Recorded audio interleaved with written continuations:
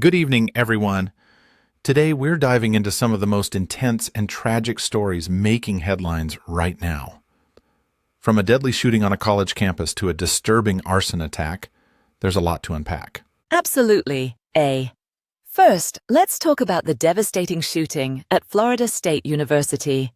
It's always heartbreaking when something like this happens. 2 lives lost, 6 others wounded. The shooter, a 20-year-old student, was even the stepson of a sheriff's deputy. A tragic connection that only adds more weight to the story. Yeah, and what's really chilling is the survival story from one of the victims, Madison Askins. She played dead after being shot, fearing the shooter would come back for more. I can't even imagine the terror she went through. It's a miracle she survived. It really is. And to think she was actually preparing to say goodbye to her parents, not knowing if she'd make it out alive. The emotional toll is unimaginable.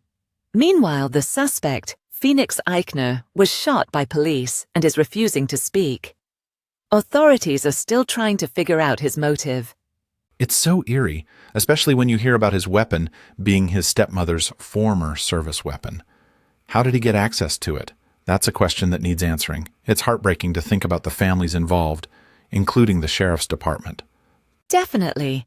And then there's the emotional weight of his mother, who thought he was one of the victims before learning the truth. The situation is so complex, with a lot of unanswered questions still hanging in the air. Moving on, B, we have a new development regarding the mistaken deportation of a man to El Salvador. Senator Chris Van Hollen just returned from meeting with the deported man, Kilmaro Brego Garcia, and the details are shocking. He was placed in a notorious prison with 25 other inmates, all because of an administrative error. That's absolutely outrageous. It's like something out of a nightmare. Not only was he sent to a dangerous prison, but he had no idea why he was even there. Van Hollen's trip was eye-opening, showing how little transparency there is. And then you have President Trump defending the decision, which has just added more fuel to the fire.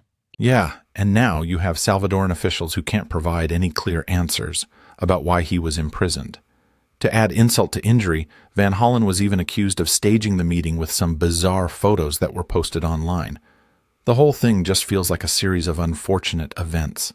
And let's not forget the disturbing 911 call that was released about the arson attack on Pennsylvania's Governor Josh Shapiro's home. The suspect called himself to explain his actions. He even claimed his motives were tied to a larger political issue. It's incredibly unsettling to hear someone so casually justify such a dangerous act. It's beyond disturbing.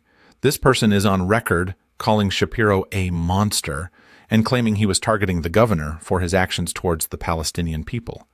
But in the end, he also turned himself in. It's a strange twist to the whole story, to say the least. Absolutely. Now, in a more light-hearted shift, we heard about a 4-year-old who managed to bring the Anaheim Ducks back from a 2-goal deficit during a game. The little guy was on the Jumbotron, and the energy he brought to the crowd was electric.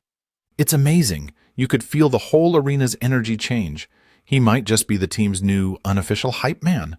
Sometimes it's the little things like that, unexpected moments of joy, that can change the entire course of a game.